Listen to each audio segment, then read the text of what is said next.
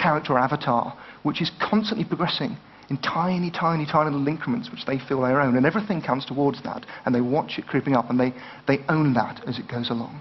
Second, multiple long and short-term aims. 5,000 pi is boring, 15 pi is interesting.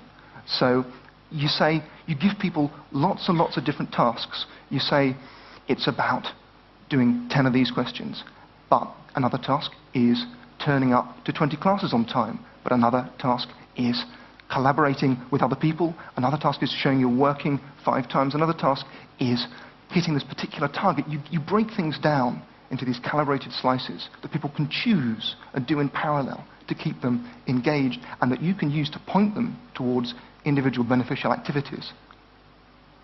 Third, you reward effort. It's your 100% factor. Games are brilliant at this. Every time you do something, you get credit. You get a credit for trying. You don't punish failure. You reward every little bit of effort, your little bit of gold, your little bit of credit. You've done 20 questions, tick. It all feeds in. It's minute reinforcement. Fourth, feedback. This is absolutely crucial, and virtuality is dazzling at delivering this. If you look at some of the most intractable problems in the world today that we've been hearing amazing things about, it's very, very hard for people to learn if they cannot link consequences to actions. Pollution, global warming, these things, the consequences are distant in time and space. It's very hard to learn to feel a lesson. But if you can model things to people, if you can give things to people that they can manipulate and play and the feedback comes, then they can learn a lesson, they can see, they can move on, they can understand. And fifth, the element of uncertainty. Now, this is the neurological gold mine, if you like, because a known reward excites people. But what really gets them going is the uncertain reward, the reward pitched at the right level of uncertainty that they didn't quite know whether they were going to get it or not, the 25%. This lights the brain up. And if you think about using this in testing, in just introducing control elements of randomness in all forms of testing and training, you can transform the levels of people's engagement by tapping into this very powerful evolutionary mechanism. That when we don't quite predict something perfectly, we get really excited about it. We just want to go back and find out more. As you probably know, the neurotransmitter associated with learning is called dopamine. It's associated with reward-seeking behavior. And something very exciting is just beginning to happen in places like the University of Bristol in the UK, where we are beginning to be able to model mathematically dopamine levels in the brain. And what this means is we can predict learning, we can predict enhanced engagement, these windows of time in which the learning is taking place at an enhanced level. And 2 things really flow from this. The first is to do with memory, that we can find these moments when someone is more likely to remember, we can give them a nugget in a window. The second thing is confidence, that we can see how game playing and reward structures make people braver, make them more willing to take risks, more willing to take on difficulty, harder to discourage. This can all seem very sinister, that, sort of our brains are being manipulated, or we're all addicts. The word addiction is thrown around. There are real concerns there. But the biggest neurological turn-on for people is other people. This is what really excites us. In reward terms, it's not money. It's not being given cash. That's nice. It's doing stuff with our peers, watching us, collaborating with us. And I want to tell you a quick story about 1999, a video game called EverQuest. And in this video game, there were 2 really big dragons. And you had to team up to kill them. 42 people, up to 42, to kill these big dragons. There's a problem, because they only dropped 2 or 3 decent items. So players addressed this problem by spontaneously coming up with a system to motivate each other fairly and transparently. What happened was they paid each other a virtual currency they called Dragon Kill Points. And every time you turned up to go on a mission, you got paid some Dragon Kill Points. They tracked these on a separate website.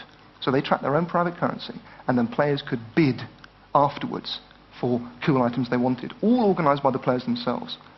Now, the staggering systems, not just that this worked in EverQuest, but that today, a decade on, every single video game in the world with this kind of task uses a version of this system. Tens of millions of people. And the success rate is at close to 100%. This is a player-developed, self-enforcing, voluntary currency. And it's an incredibly sophisticated player behavior.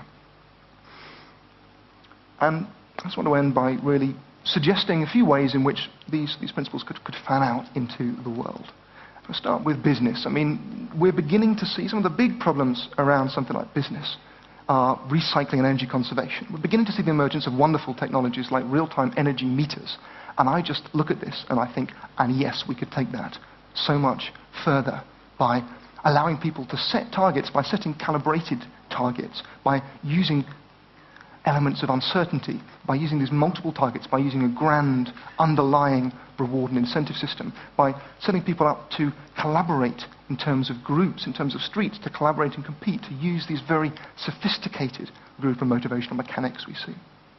In terms of education, perhaps most obviously of all, we can transform how we engage people. We can offer people the grand continuity of experience and personal investment. We can break things down into highly calibrated small tasks. We can use calculated randomness.